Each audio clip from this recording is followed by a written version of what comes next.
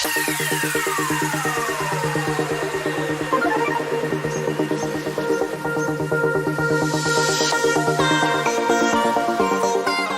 warahmatullahi wabarakatuh. Waalaikumsalam warahmatullahi wabarakatuh. Baiklah, sebelum memulai pembelajaran, ada baiknya kita berdoa terlebih dahulu agar pembelajaran kita berlangsung dengan maksimal dan dapat dipahami oleh Anda semua. Baiklah, berdoa dimulai. Berdoa selesai. Nah, baiklah, Ibu akan absen terlebih dahulu. Dwi Novia, Hadir Ibu. Yunita, Hadir Ibu.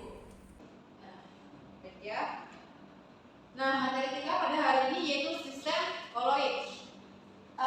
Sebelum kita mulai pembelajaran, Ibu akan memberikan video mengenai sistem dispersi yang mana nantinya kalian akan menanggapi menurut kalian mengenai sistem dispersi ini dengan sistem koloid.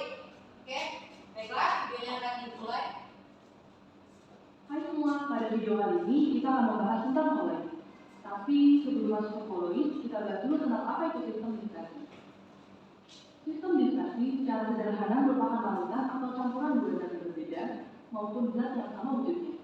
Sistem dispersi ditandai dengan adanya zat yang terlarut atau fase terdispersi dan zat terlarut atau medium terdispersi. Sistem dispersi terbagi menjadi tiga, yaitu larutan, koloid, dan suspensi. Tapi apa sih beda ketiganya? Nah, bagaimana tanggapan anak-anak mengenai sistem koloid yang telah ditampilkan tadi? Jika ada, silakan angkat tangan. Izin menjawab Ibu. Iya, silakan. Setelah tadi saya melihat video yang ditampilkan, koloid itu terdiri dari dua bentuk, yaitu fase terdispersi atau zat yang didispersikan dan medium pendispersi atau medium yang digunakan untuk mendispersikan. Mungkin itu saja Bu dari saya. Terima kasih. Nah, baiklah, apakah ada yang menambahkan jawaban dari kita? Izin menambahkan Bu. Ya, silakan kepada Bu Novia. Baik, terima kasih Bu. Kalau menurut Budi, koloid adalah suatu campuran zat heterogen atau dua fase antara dua zat atau lebih, di mana partikel zat tersebut yang berukuran koloid atau fase terdispersi yang dipecah itu tersebut secara merata di dalam zat lain atau medium pendispersinya. Nah, ukuran partikel koloid itu dapat diukur antara 1 sampai 100 nanometer. Nah, ukuran yang dimaksud dapat berupa diameter, panjang lebar maupun tebal dari suatu partikel. Sekian jawaban dari saya. Nah, betul sekali jawaban yang diberikan oleh Anda semua mengenai sistem koloid. Jadi, sistem koloid ini adalah larutan yang berada di antara larutan homogen dan heterogen. Dan juga koloid ini memiliki sifat-sifat utama yang tidak dipunyai oleh larutan homogen atau heterogen. Sistem koloid ini juga memiliki dua fase, yaitu fase terdispersi, di mana fase ini adalah zat yang mengalami penyebaran secara merata dalam suatu zat lain. Kemudian zat yang menyebabkan terjadinya penyebaran secara merata atau bisa disebut dengan medium pendispersi. Nah, selanjutnya ini ada macam-macam sistem koloid. Tadi kan disebutkan ada fase terdispersi dan medium pendispersi. Nah, di sini fase terdispersinya ada gas, kemudian medium pendispersinya ada cair, dan nama koloidnya itu buih. Contohnya di sini yang disebutkan oleh teman kita tadi seperti buih sabun, krim kocok, kemudian buih deterjen. Dan yang kedua ada gas, fase terdispersinya, dan fase pendispersinya ada padat. Kemudian untuk nama koloidnya di sini adalah buih padat. Contohnya seperti karbusa dan batu vakum. Selanjutnya yaitu mengenai sifat dari koloid. Nah, untuk sifatnya kita akan melihat videonya. Kalian akan diminta untuk memperhatikan dan memahami, kemudian kalian menyampaikan pendapat kalian mengenai sifat koloid ini. Ya, selamat menyaksikan. Campuran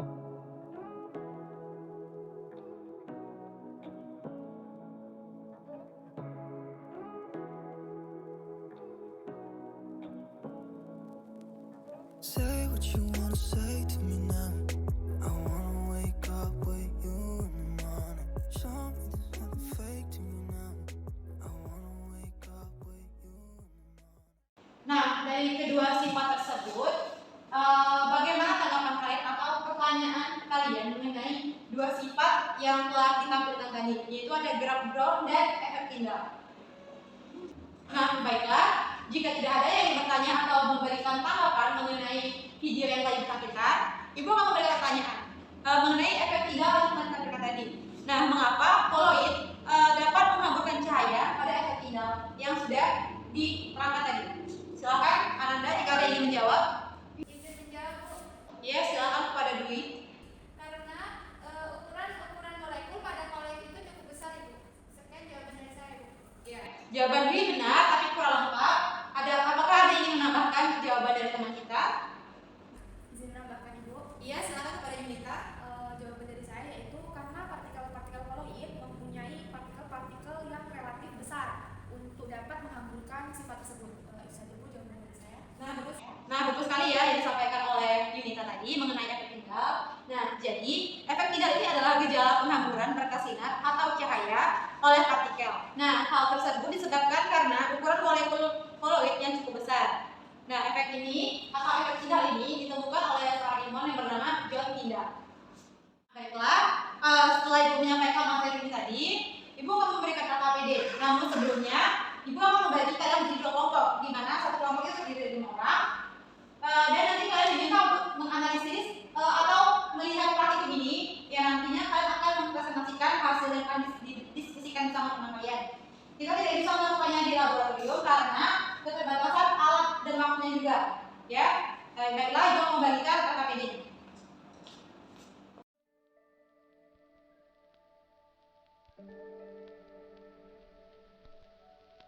Silakan dikerjakan. Ibu beri waktu selama 15 menit ya. That's it. Alat dan bahan yang digunakan dalam praktikum ini adalah yang pertama ada kopi bubuk, kemudian yang kedua ada susu putih bubuk, yang ketiga ada garam, yang keempat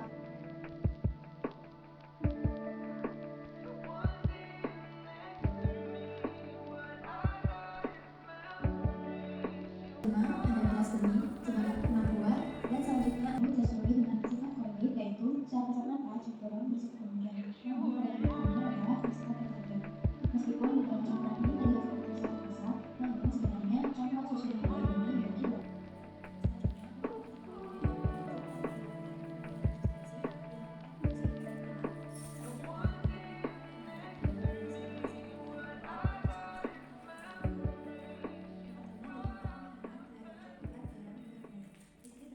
Baiklah, silakan kepada kalian untuk mempresentasikan hasil diskusi kalian. Silakan kepada Dwi Novia sebagai perwakilan kelompok untuk maju ke depan. Baik, terima kasih.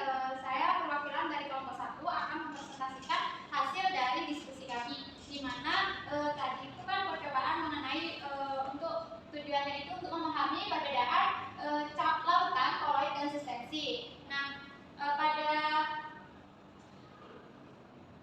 percobaan yang sudah kami analisis dari video itu, susu itu tidak ada endapan dan ada endapan campuran itu homogen, dan kenyataannya dari sistem koloid itu bahwa susu itu termasuk ke dalam campuran yang heterogen.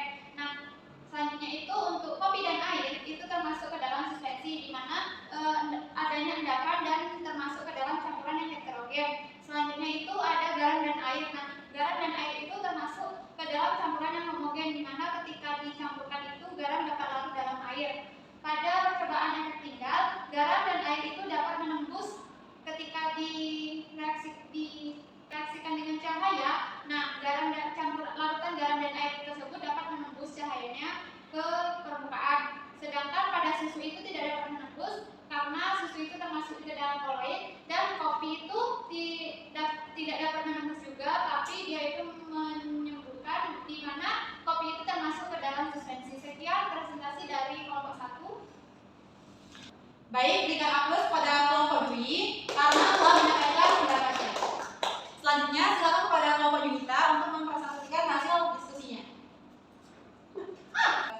Baik, terima kasih kepada Ibu karena telah memberikan kesempatan kepada saya untuk dapat mempresentasikan hasil diskusi dari kelompok kami. Adapun berdasarkan video yang telah kami analisis dari ketiga larutan tersebut, yaitu ada larutan, koloid, dan suspensi.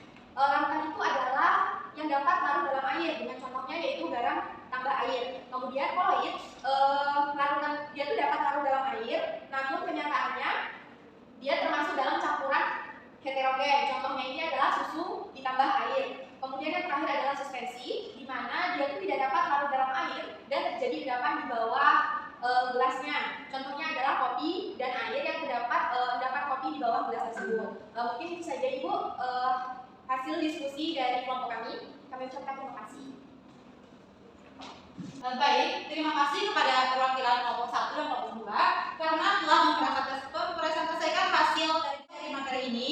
Bagaimana kesimpulan kalian setelah mempelajari materi yang telah disampaikan tadi?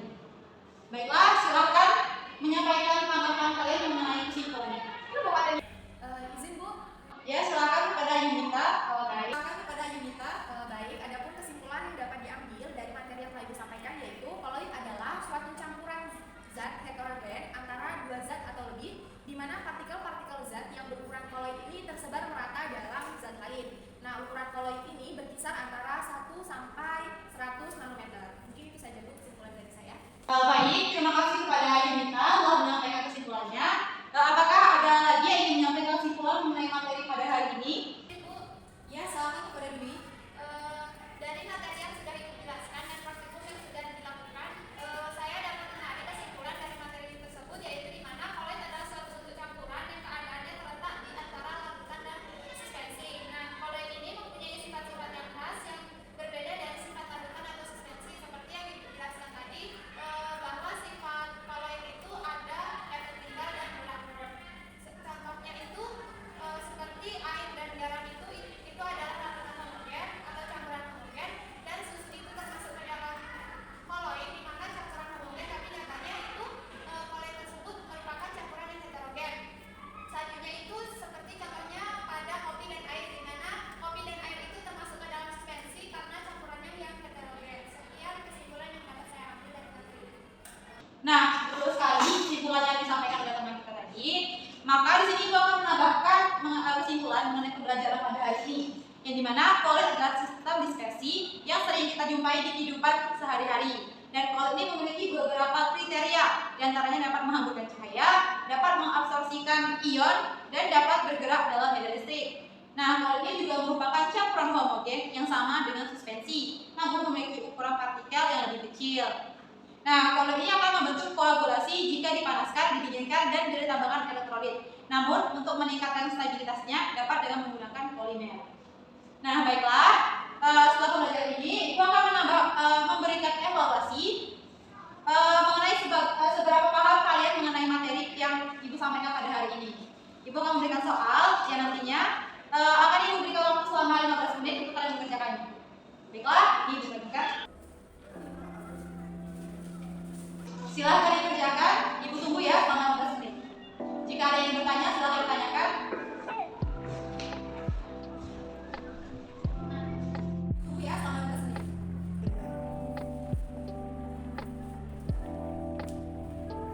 Bagaimana? Apakah bisa? Jika kita tanyakan ya.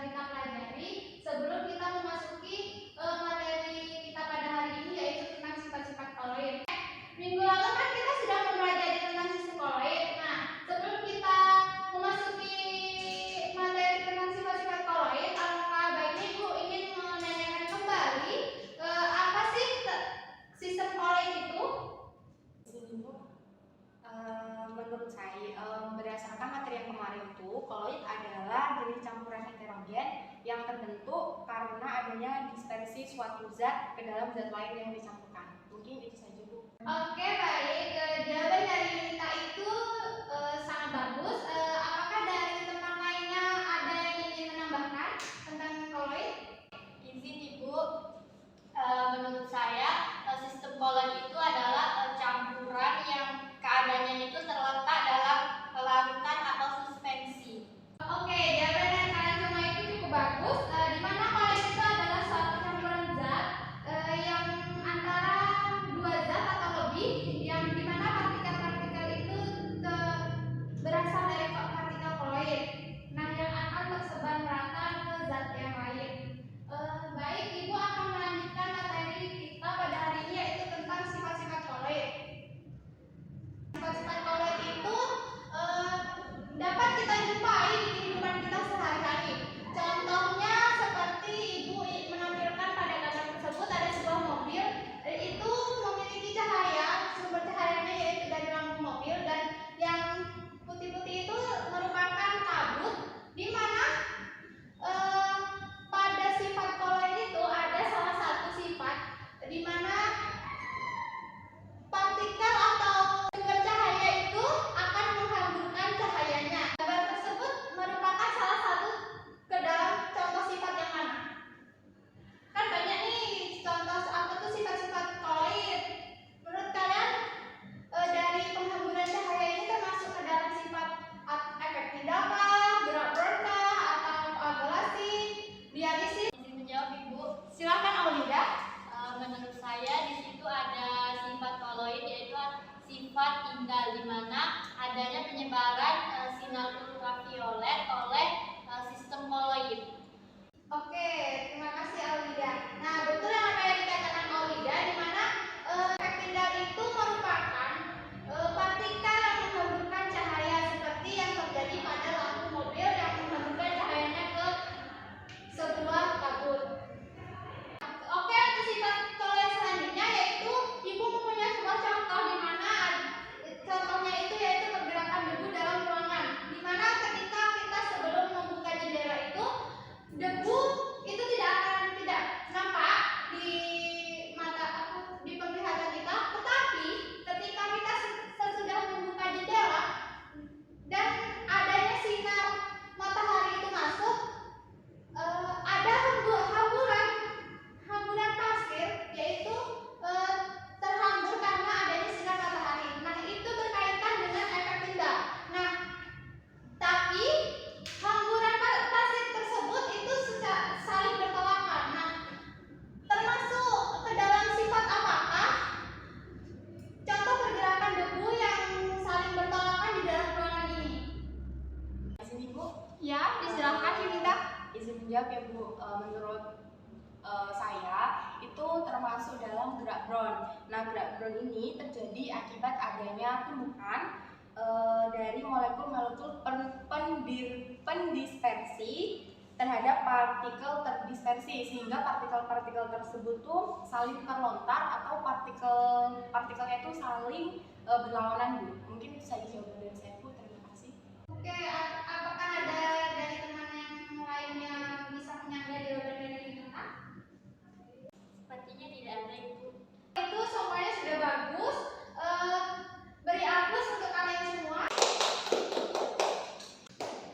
Oke, sifat selanjutnya yaitu tentang sifat koloid koagulasi, di mana Ibu mempunyai sebuah contoh, sebuah chat. Nah,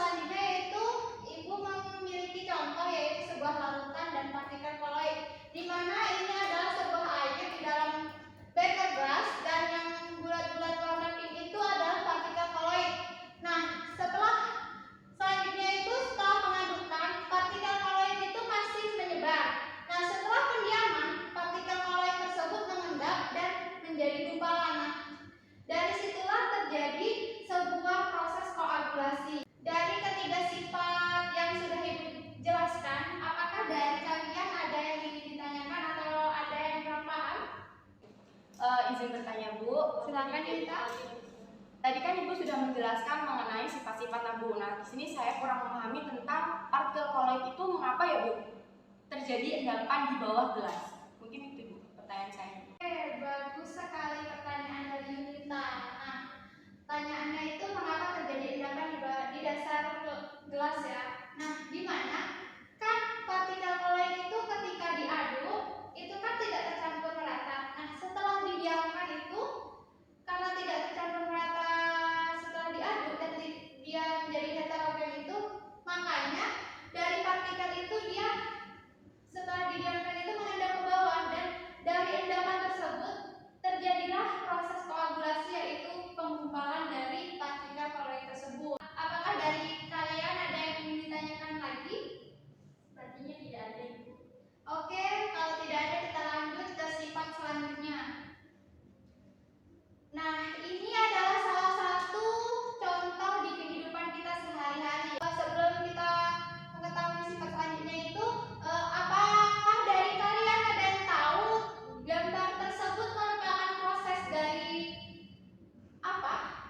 Ibu, menurut saya gambar itu proses terjadinya penjernihan air Bu. Oke, baik, benar sekali dari Yunita. Nah, kan ini contoh seperti penjernihan air, di mana absorpsi ini merupakan penyerapan sebuah molekul itu baik padat ataupun cair. Nah, bagaimana sih? Ada yang tahu nggak bagaimana sih cara proses dari absorpsi tersebut? Izin menjawab Ibu. Silakan Maulida. Proses absorpsi itu terjadi ketika suatu fluida, yaitu cairan ataupun gas yang terikat pada larutan padat akan membentuk suatu film atau lapisan tipis. Mungkin itu saja Ibu. Oke, bagus sekali jawaban dari Aulida. Beri aplaus kepada Aulida. Ini adalah salah satu contoh dari penerapan sifat koloid, yaitu dialisis seperti pada gambar tersebut, yaitu pencucian darah. Nah, apa sih pencucian darah itu?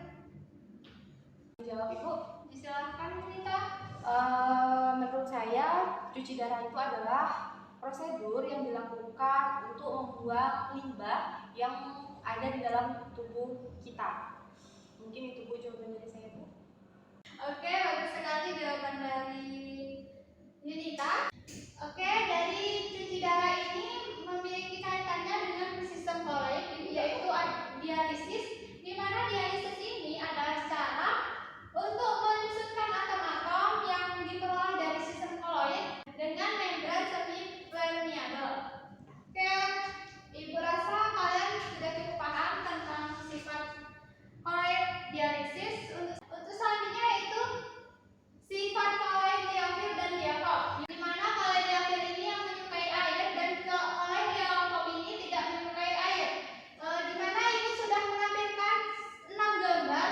Nah, dari 6 gambar tersebut Ibu ingin kalian dapat membedakan yang mana koloid liofil dan yang mana koloid liofil.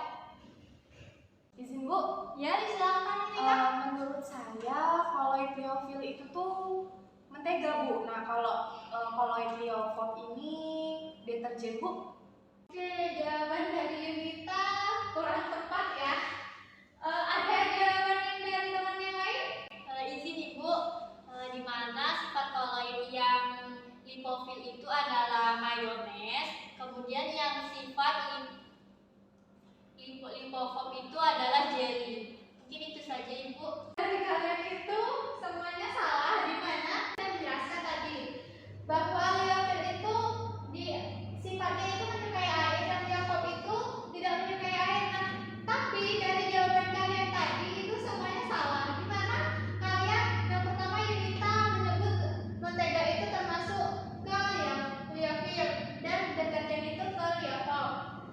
Tetapi dari penjelasan tersebut, deterjen kan dia kalau dengan air kan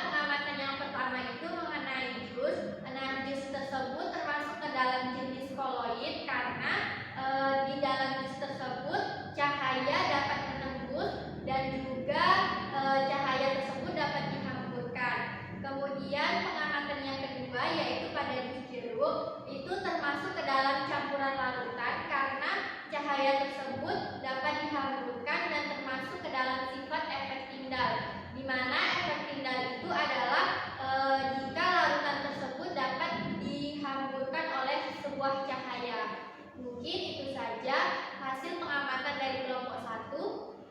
Terima kasih. Oke, terima kasih kepada kelompok 1 yang sudah mempresentasikan hasil diskusi dari praktikum yang telah dilakukan. Beri plus kepada kelompok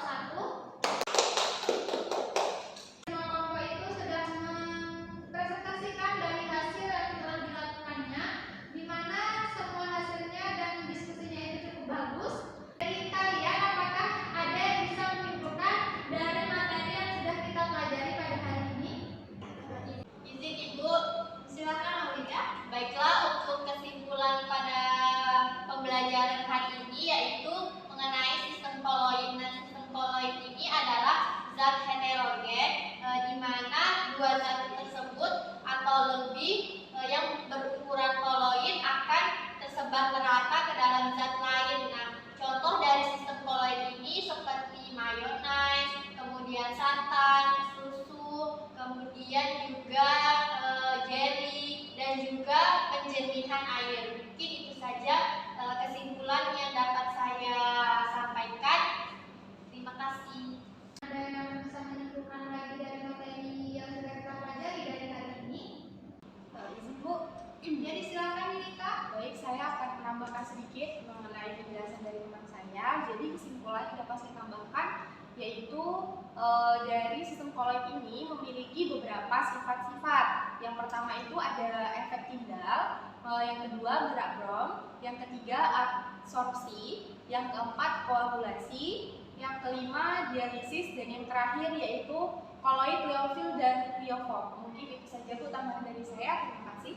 Oke, kesimpulan dari kalian semua itu sangat bagus, di mana kalian adalah suatu campuran zat yang heterogen antara dua zat atau lebih, di mana partikel-partikel zat itu dapat bercampur dengan rata dengan zat lain, di mana sistem koloid ini memiliki sifat-sifatnya yaitu terdiri dari efek Tyndall, gerak Brown, koagulasi, dialisis, absorpsi, dan koloid, lyofil, dan lyophil.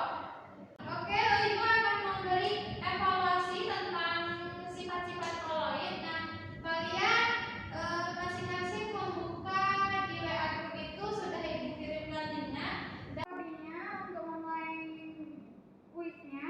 Oke, Ibu akan memulai dalam hitungan 1, 2, 3.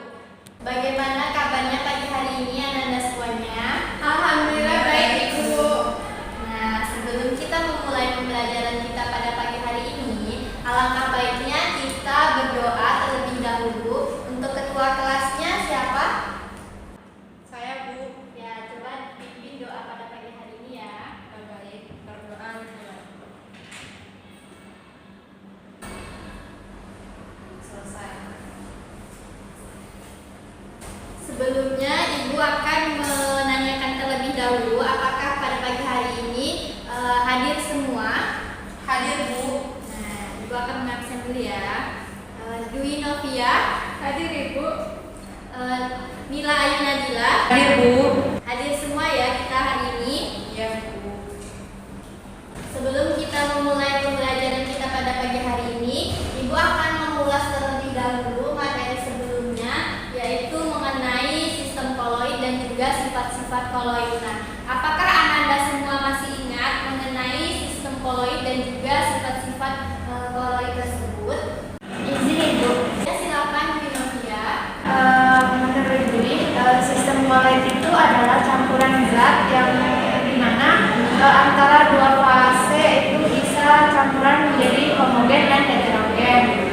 Kalau sifat-sifat koloid itu adanya efek Tyndall, gelak Bohr, koagulasi, absorpsi, dialis, dan koloid liofil dan liofil. Sekian dari Ibu. Ya, bagus ya. Ya.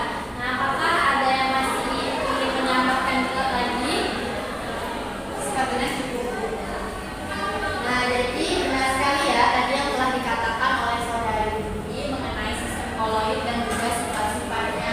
Nah, sistem koloid itu tadi udah dikatakan sebagai suatu campuran yaitu yang bersifat heterogen yang dapat larut dalam zat lain, dan juga sifat-sifat koloid itu yaitu antara lain adanya efek Tyndall, kemudian gerak Bohr, kemudian koagulasi, dan juga lipofil dan liofil.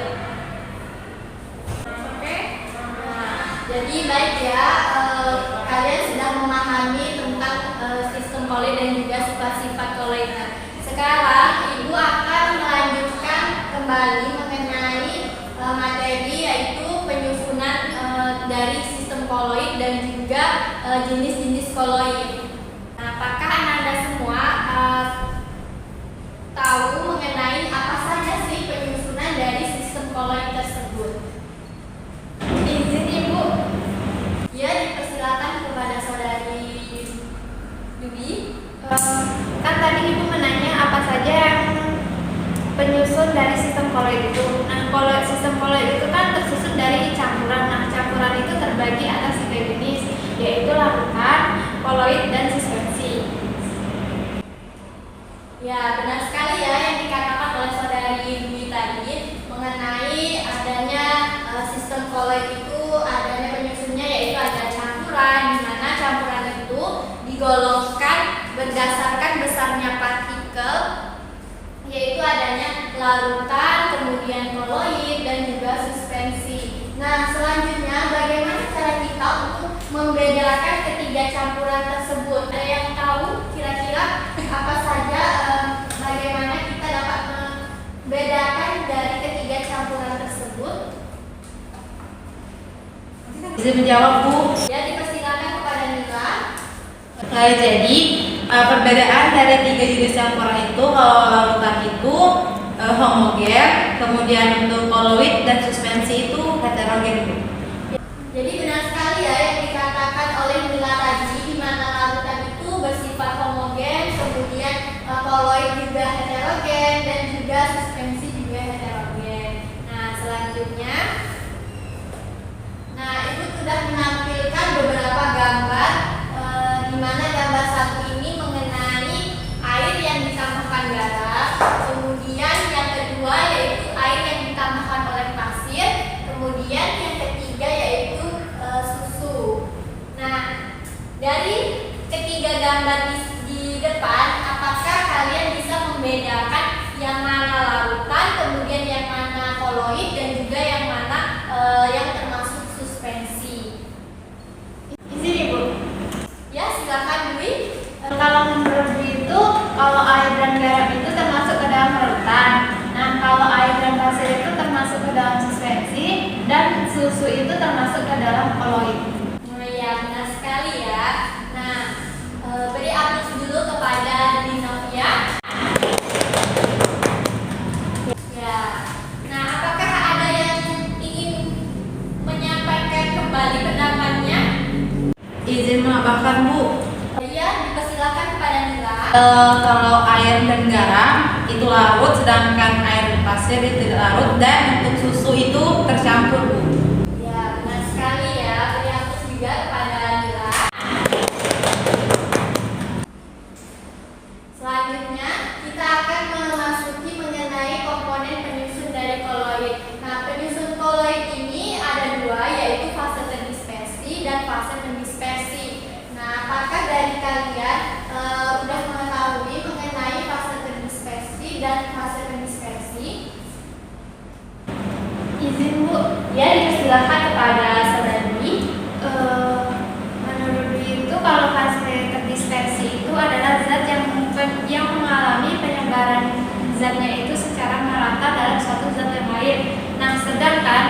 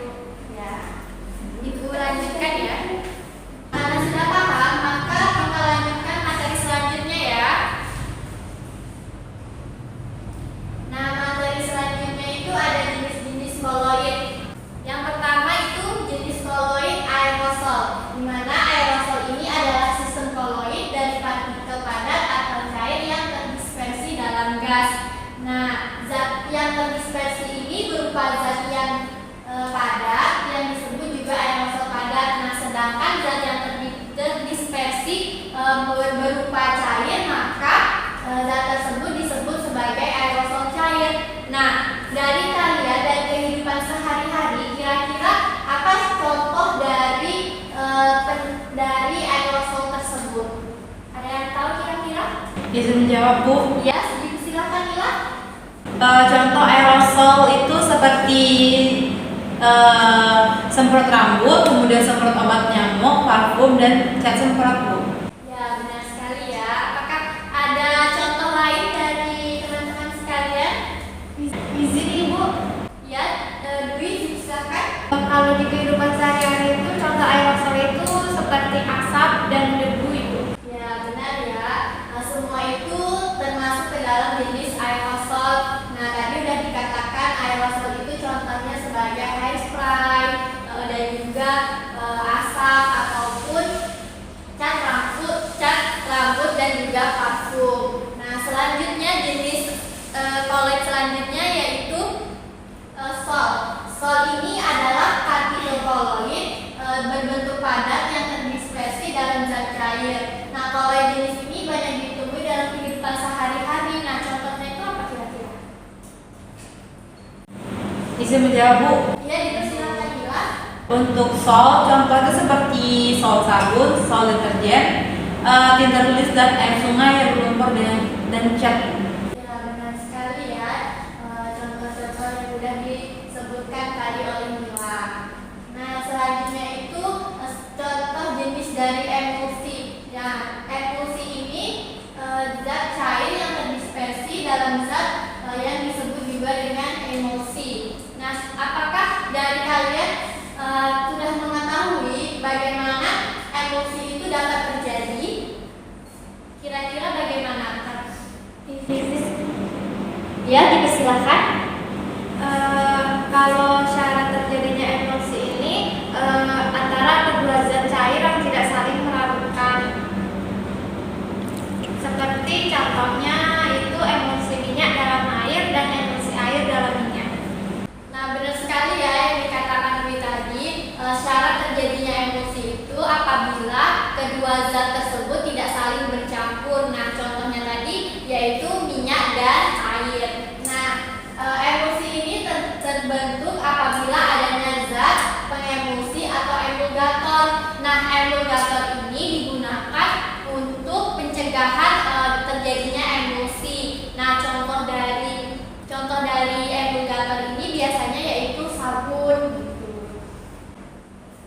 Nah, selanjutnya itu jenis kolloid yang terakhir yaitu buih. Nah, buih ini adalah sistem kolloid dari gas yang terdispersi dalam zat cair. Nah, contohnya itu ada deterjen, kemudian juga sabun dan juga protein. Nah, di dalam buih ini terdapat ada buih padat dan juga buih cair. Nah, kira-kira apa saja yang termasuk ke dalam buih padat dan juga buih cair?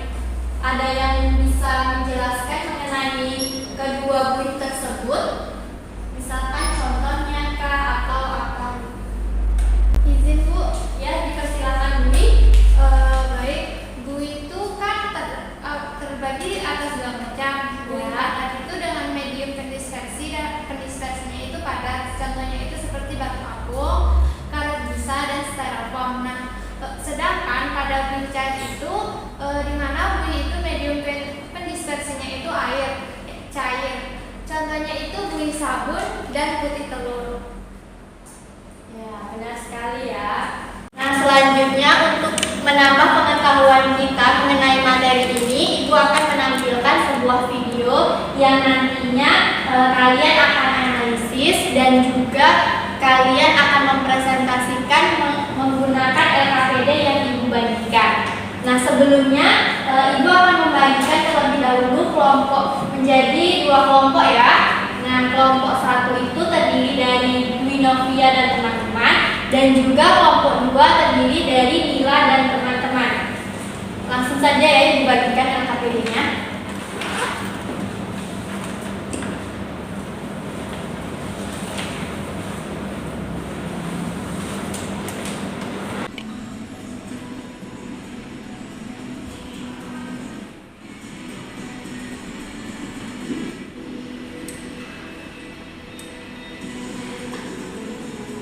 Larutan T tidak terdapat endapan sama sekali. Kemudian pada larutan pasir juga tidak terdapat endapan. Pada larutan kopi terdapat endapan pada bagian bawah tabung. Untuk larutan gula pasir tidak terdapat endapan sama sekali. Kamu membutuhkan waktu yang sangat lama dan menggunakan penyaring indera supaya dapat tersaring. Kemudian, larutan pasir dapat disaring. Selanjutnya lakukan ini berapa sari? Selanjutnya kopi bisa saring. Dia apakah ada kesulitan untuk mendapatkan Kemudian jawabannya silakan saring. Jadi analisis kesimpulan menurut video tadi yaitu yang pertama kan jadi. Nah, tidak terdapat endapan melainkan gumpalan. Kemudian kanji terdapat sedikit endapan dan teh tidak terdapat endapan sama sekali. Kemudian untuk pasir terdapat endapan, kopi terdapat endapan pada bawah tabung, dan yang terakhir ini gula pasir tidak terdapat endapan. Sekian dari kelompok saya. Wassalamualaikum warahmatullahi wabarakatuh. Selanjutnya, Ibu akan memberikan evaluasi untuk mengukur kemampuan Anda sekalian mengenai materi pada pagi hari ini. Nah, Ibu sudah mengirim link Google Form yang ada di grup kelas kita. Nah, itu Anda sekalian kerjakan. Ibu beri waktu sebanyak 15 menit. Bisa dimulai dari sekarang.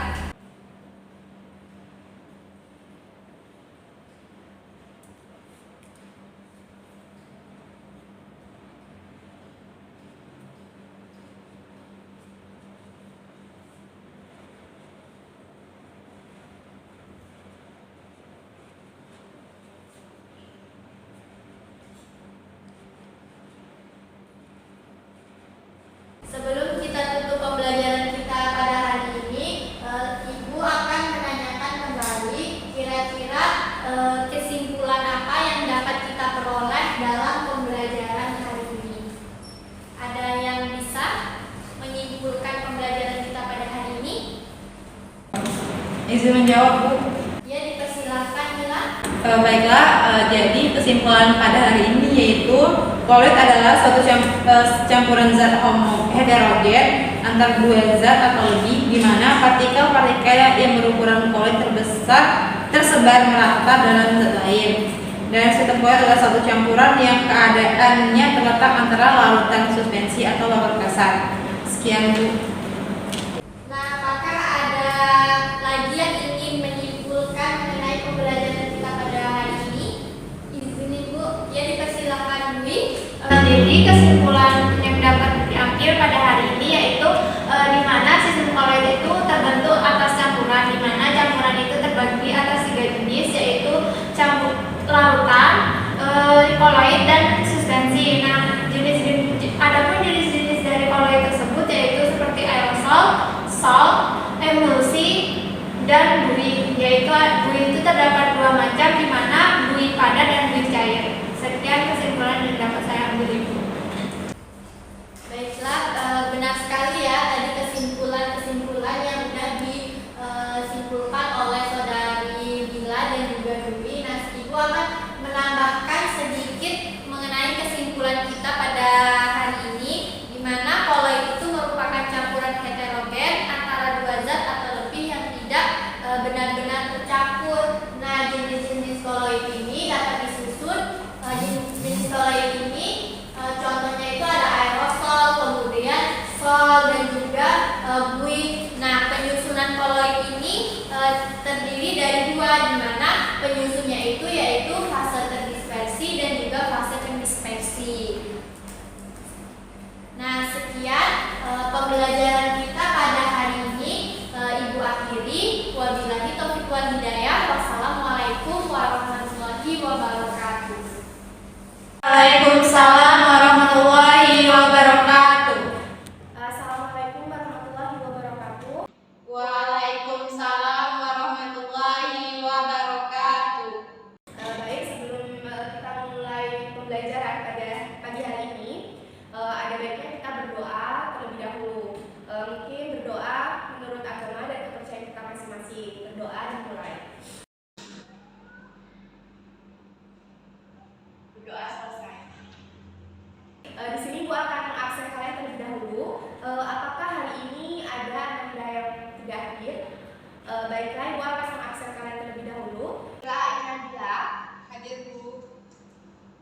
Aulida Mutiara.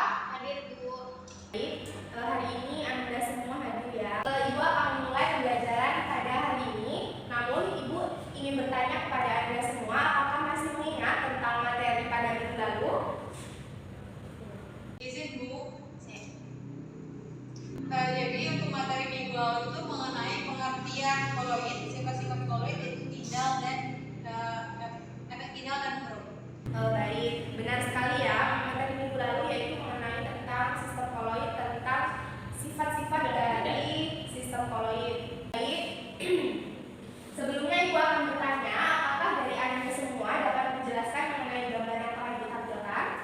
Jawab Ibu. Baik, kepada Aulida dipersilahkan. Baik, sebelumnya terima kasih. Nah, dalam gambar tersebut, larutan menjadi koloid dengan cara kondensasi, yaitu reaksi hidrolisis, kemudian dekomposisi rangkap, dan juga reaksi redox. Mungkin itu saja Ibu. Terima kasih. Benar sekali ya jawabannya dari Aulida. Mungkin dari Anda semua ada yang ingin menambahkan? Jawab Bu. Baik, dipersilahkan kepada Nila.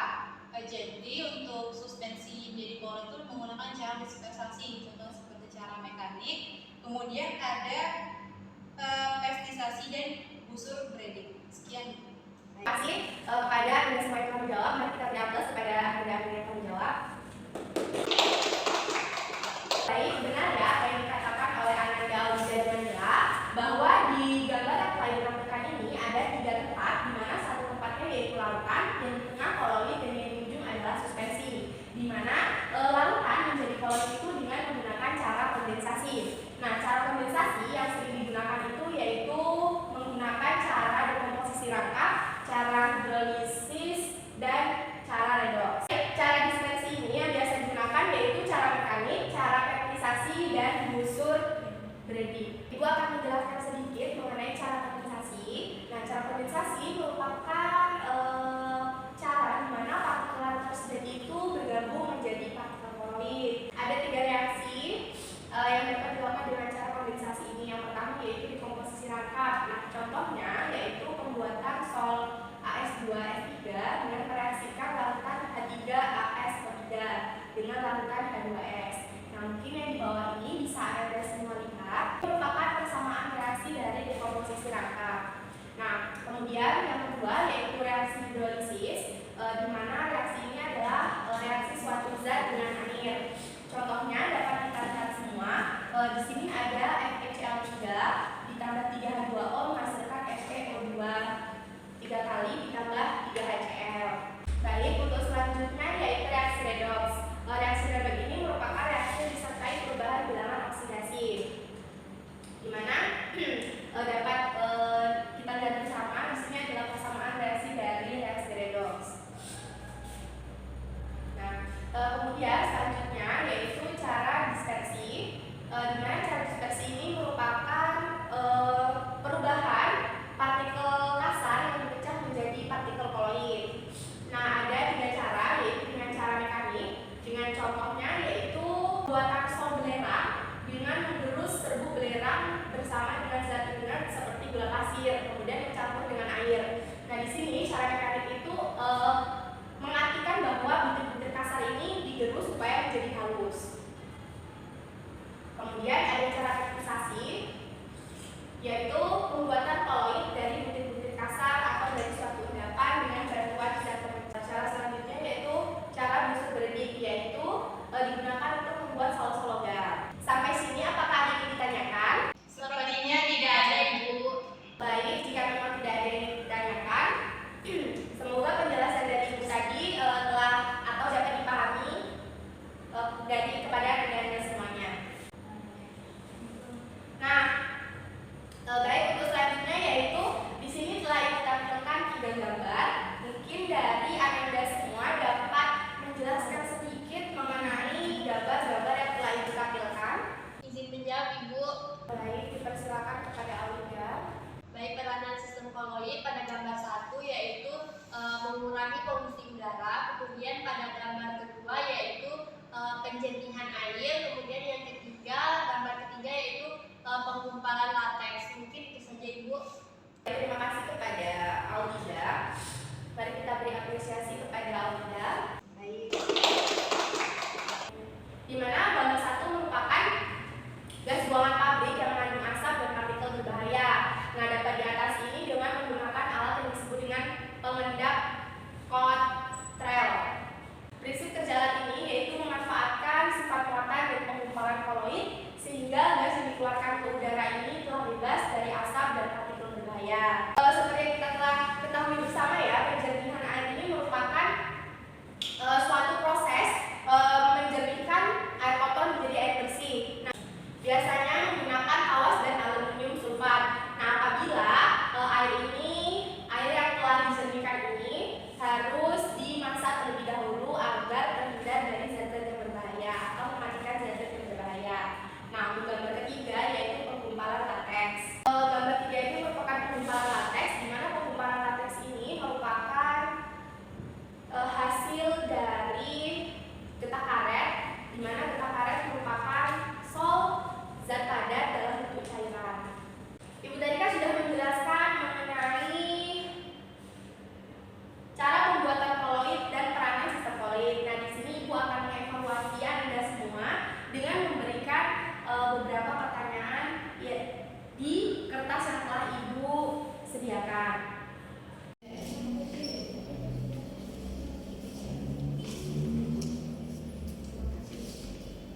Nah, baik, apakah evaluasi yang telah Ibu berikan tadi sudah siap? Sudah, Bu. Silakan satu orang mengumpulkan evaluasi yang telah Ibu berikan tadi.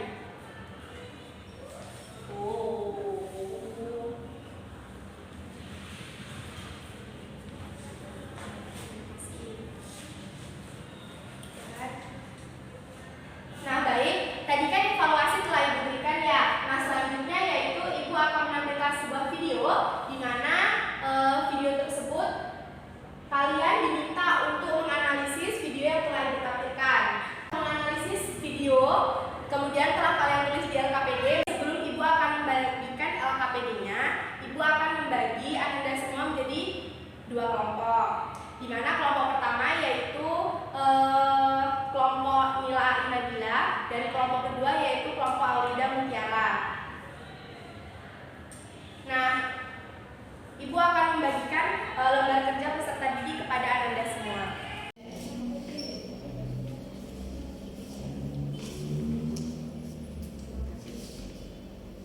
Akan menampilkan videonya, silakan dianalisis.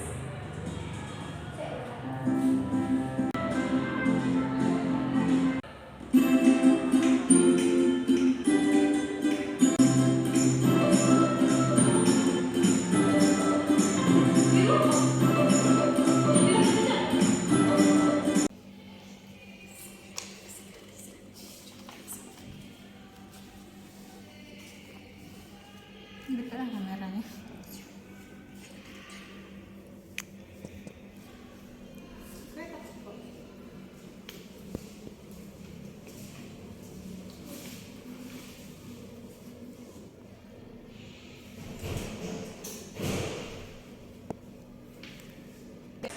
Baik, setelah tadi video yang telah Ibu tampilkan, di 2 kelompok ini ada yang mau maju ke depan untuk mempresentasikan hasil analisisnya.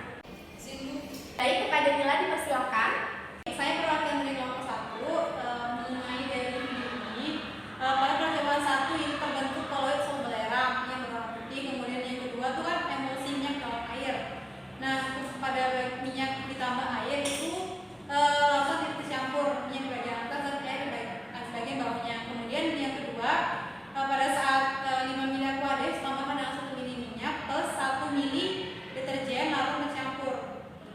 Sekian, terima kasih.